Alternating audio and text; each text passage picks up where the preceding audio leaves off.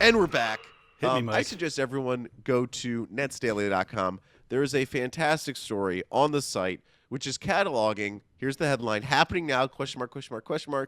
Rumors fly after Sean Marks and Rob Pelinka seen talking. And in that story, there are so many data points with which to extrapolate that LeBron James is going to be a Brooklyn Net.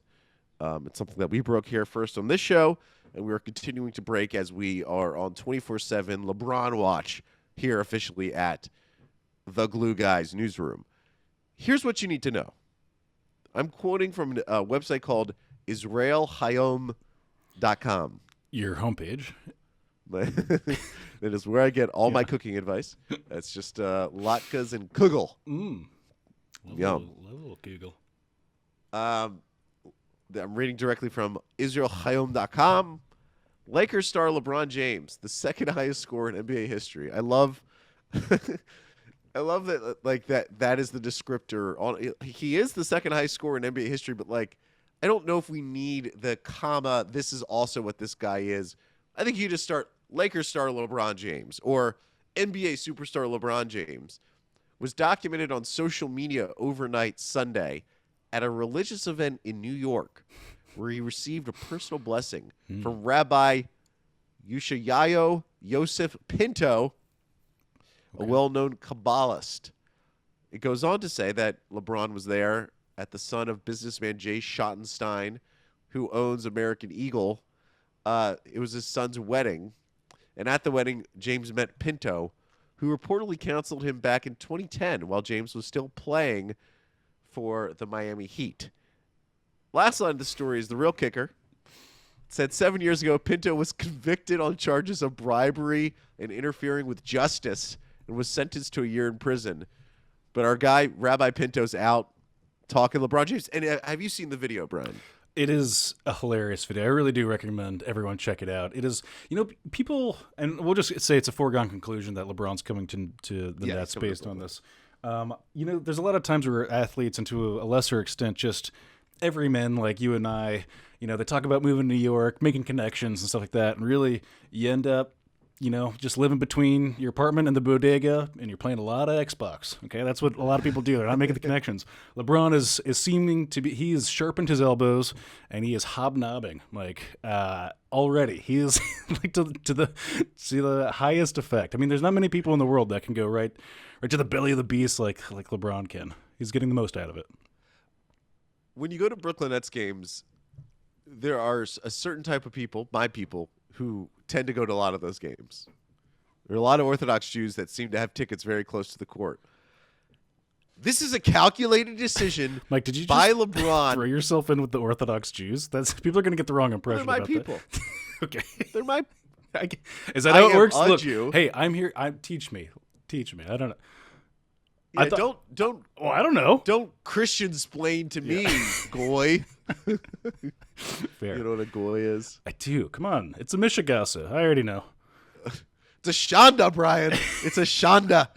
And so LeBron is so smart. He is so smart. Everyone would expect LeBron to sort of show up at the normal New York outposts, right? Like he'll see him show up at what's the Cipriani's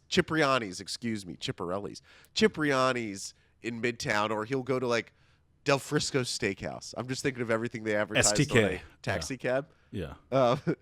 And those are, of course, he would show up there. Of course, he'd be. No. LeBron goes deep into the, as you said, the belly of the beast. No. He's walking around with Rabbi Pinto, Yeah. seeking blessings, and the video is him in this like grand sort of location. It seems like he's like in the depths of a historic temple. Yeah. And LeBron is just surrounded by Orthodox Jews.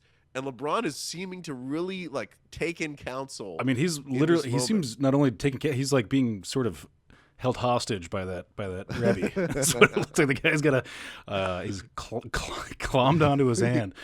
Got him in the vice grip. Which is a very, very Jewish thing. Again, my people can say that, like, we latch. We like if we want to have that conversation, we will pull you in, and it'll be uncomfortable and very close talking. No masks involved here at this event. Not shocking.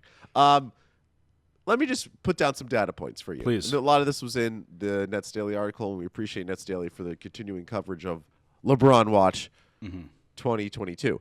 LeBron is seen hanging out with Orthodox rabbis. Bryce James, which if you're for the YouTube crowd, Brian has a photo. Is that an actual photo of Bryce James, or do we just assume? Because the news story is that Bryce was seen spotted wearing a Kevin Durant jersey at gym class. One, who's taking photos of 13-year-old Bryce James at gym class? Yeah. What freak is out there doing that? This appears to be, so, and we can, I don't know if this is doxing, but should I say the Twitter account? It seems like it was an original from the Twitter account. Let's not. I'll just be on the safe side and not do it. It's out there. It's on the Nets Daily article. Okay, very strange that we know that what Bryce James wears at gym class, but he was wearing a Kevin Durant jersey. I'll just say this: it feels like the gym teacher took the picture. I'm just gonna put that out there. Don't know, unconfirmed. We've talked about this before. LeBron himself, when he was asked who would he want as his running mate in a game of 2-on-2 against MJ and Pippen, LeBron said Kobe, KD, or Kyrie. And now we also have this new data point at the Combine. Sean Marks and Rob Pelinka were seen talking to each other, which literally could mean nothing or it could mean everything. No reason to talk to Plink about anything other than LeBron. I can't see it. I think you locked that in. What is this real, Brian? Dude, I don't. Real momentum? Matt Brooks. Shout out to Matt Brooks. Was there's been a lot. We put out. We're in the media. We're coastal media elites, as you can tell. Absolutely. And we're just shooting, darts at a board. Our eyes closed, shooting darts at the board, right? In a lot of cases, we go off a lot less information than we had, a lot less dots on the board than we have now.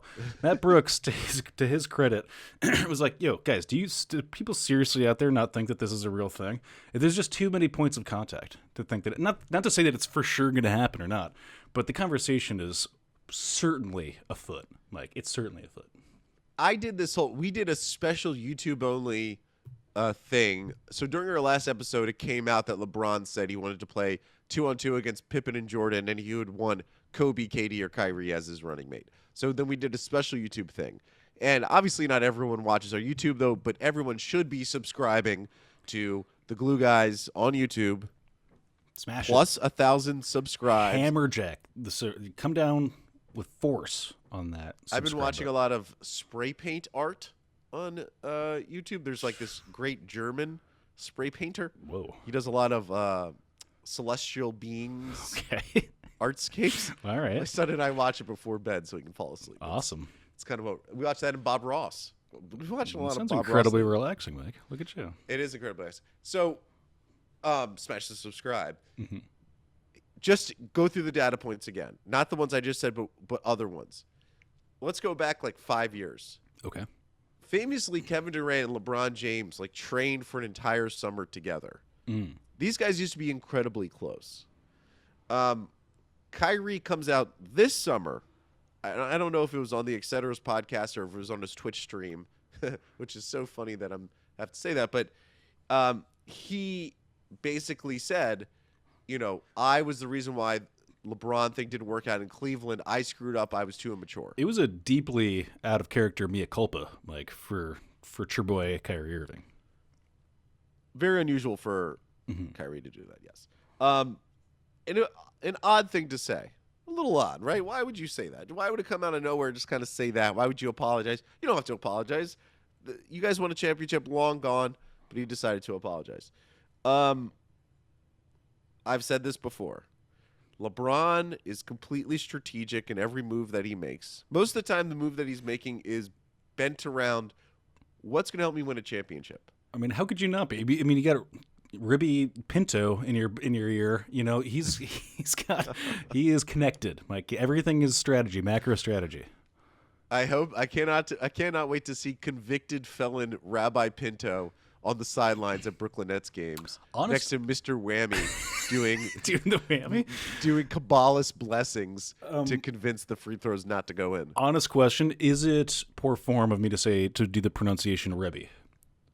No, you don't think so? You can Rebbe it up. I think Rebbe. I mean, I like the way it sounds better than Rabbi. I like to go Rebbe. Rabbi. You're like a British person who hates when we call it water as opposed to water. LeBron is calculated. LeBron started in Cleveland, goes to Miami, wins a championship. But when he was going to Miami, he was thinking first he wanted to play in New York. I don't know if everyone knows this. I produced an award honoree podcast series called Shattered, Hope, Heartbreak, and the New York Knicks, hosted by Chuck D from Public Enemy. Shout out. And part of it was about looking at the past 20 years of the Knicks under James Dolan. And part of it, sorry, I just got a Slack that I'm like, oh, no, don't tell me. Part of it was about LeBron's flirtations with New York pre the decision. Mm-hmm. LeBron would go and he would make a big hubbub about every time he would go to New York pre the decision. He would talk about how much he loved the Mecca, how much he loved New York. Mm-hmm. He had a whole like charity campaign going into the decision based around New York City and the playgrounds and playing basketball, focused on New York, which is a very odd thing to do if you were not going to go play in New York. He goes to L.A. now. He's in L.A., wins a championship. That team is done. It's curdled. That is curdled. It's a curdled Westbrook, Davis, LeBron milk. Yeah. Ugh. Just curdled. Now, the Nets maybe aren't – the bloom is off the rose slightly, right? Like, but hey, before doesn't that mean good time for a change if the bloom's off the rose, Mike? Yes. That means LeBron could take credit for winning a championship with the Nets.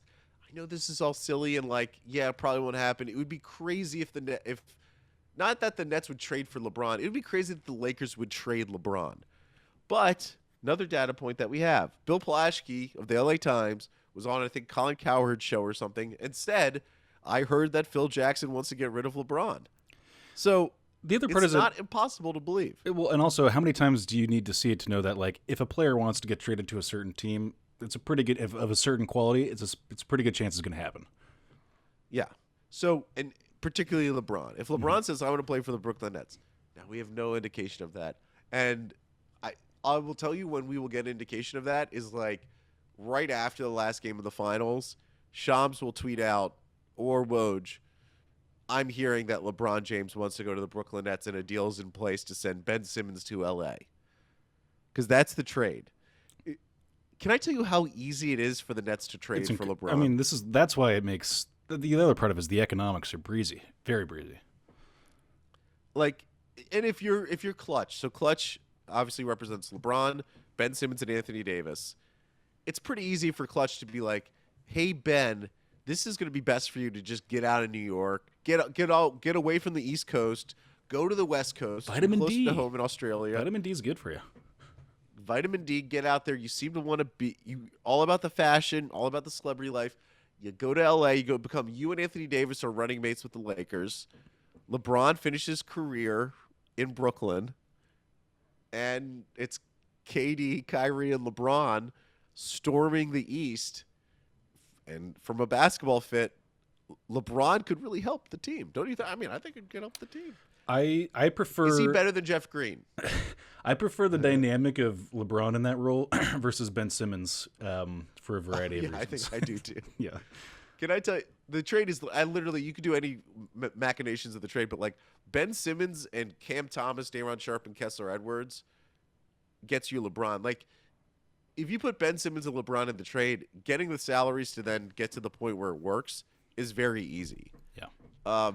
You could really, you technically could keep Ben Simmons and do like Seth Curry, Joe Harris, Patty Mills, and some other stuff. But like, the Lakers probably don't really want that. And the Nets, like, you would rather have Joe Harris and Seth Curry than Ben Simmons at this point on this team, right? I think so. It's silly. It's not silly. Why is it silly? I feel like you should be quadrupling down. I mean, look, Nets Daily posted the article where our hands are clean of this. Okay, I will say that we were first to market with this news, Mike. I looked around and we had the beat. You know, that's us. We're just a couple of ambulance chasers, Mike. We've got the beat. Yes, we do.